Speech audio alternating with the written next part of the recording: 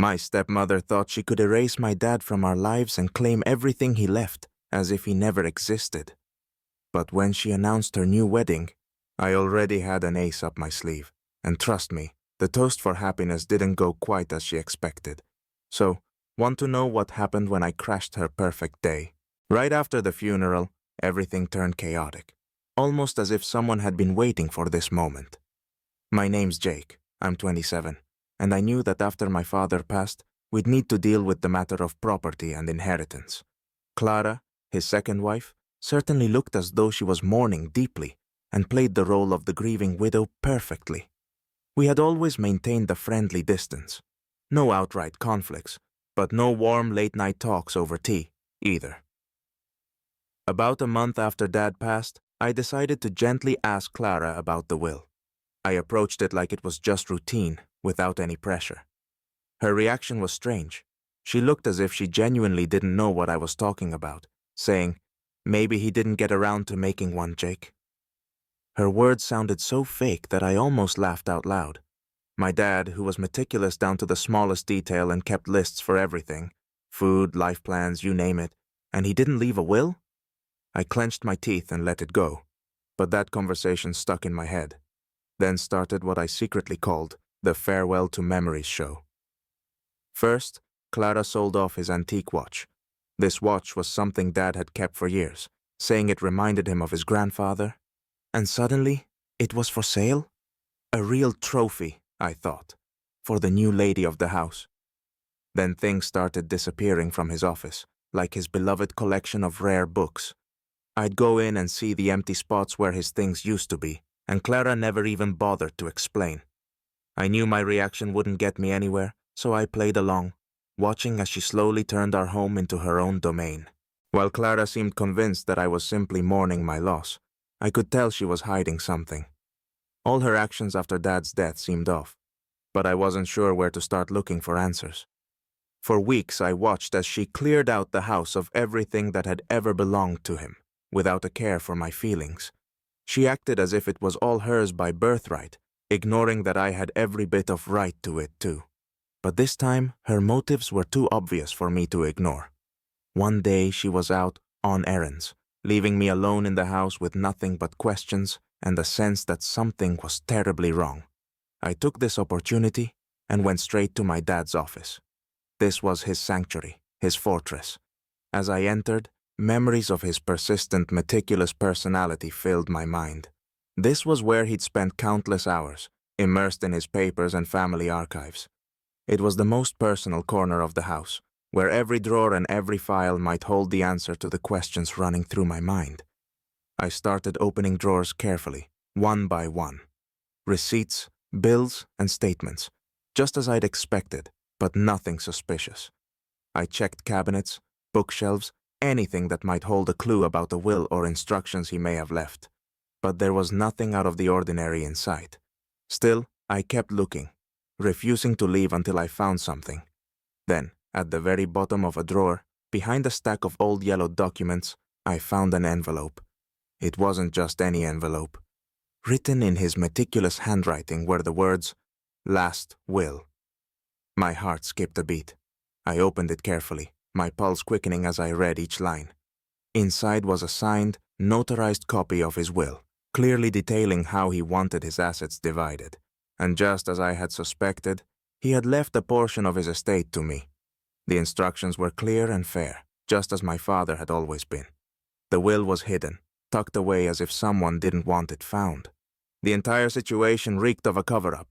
Clara must have known it existed and had hidden it to forget about my rightful claim to part of the inheritance. But how could I prove it? All I had was this envelope and my suspicion that she had a hidden agenda. Now that I had the will, I felt like I was holding the key to unraveling Clara's whole scheme. But I knew just showing the will and pointing fingers wasn't going to cut it. Clara was cunning and knew how to turn things to her advantage. I needed backup, and I knew exactly who to turn to. Mark, an old friend of ours and a top-notch lawyer. Sure, he was a bit cynical, but sometimes that's exactly what you need. When I told Mark the whole story, he couldn't help but smirk. "So your dear stepmom decided to go for the family heist of the century?" he quipped, raising an eyebrow. I've dealt with schemes like this before. Buckle up for a show. We started with the basics. Mark suggested we gather evidence that Clara knew about the will and had intentionally hidden it. You can't just show up in court waving a piece of paper around. We need to find out where the original is and prove this wasn't some innocent oversight. It was a deliberate plan, he said. His words only strengthened my determination. The next day, Mark started digging around, looking into her finances and connections, and sure enough, there were surprises. He found out that Clara had recently consulted with a lawyer who specialized in inheritance cases. And this guy wasn't known for clean work. He was the kind of lawyer who knew how to manage inconvenient documents. What do you think, Jake? Just a friendly chat about the weather? Mark asked with a smirk. Clearly, Clara was preparing her move on the inheritance.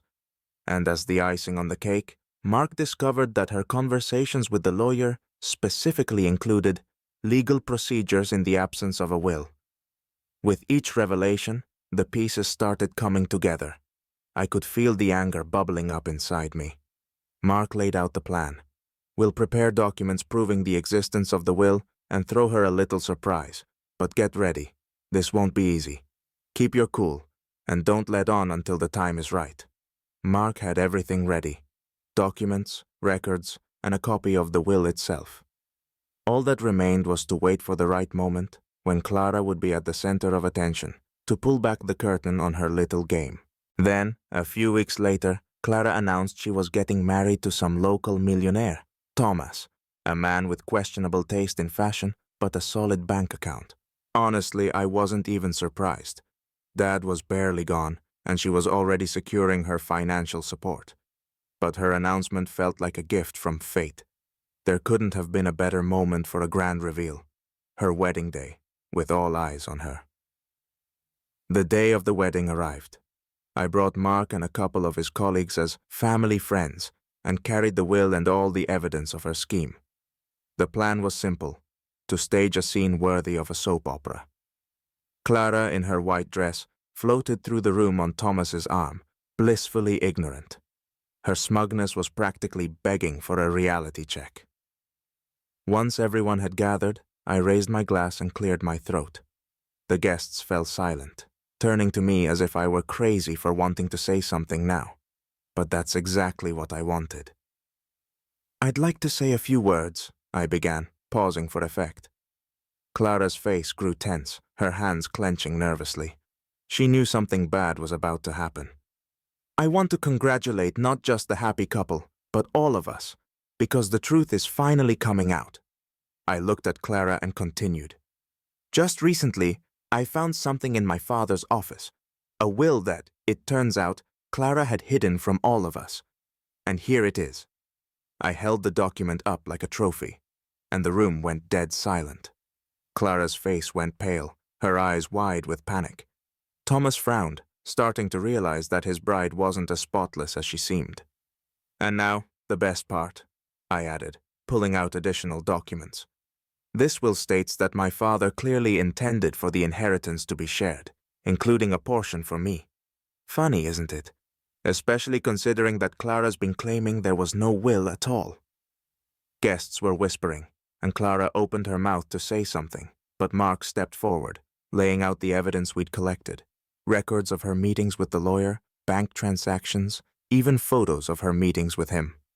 It appears your lovely bride isn't just a grieving widow looking for a fresh start, but someone with some very suspicious plans, he said, looking directly at Thomas, who was already looking like he wanted to bolt.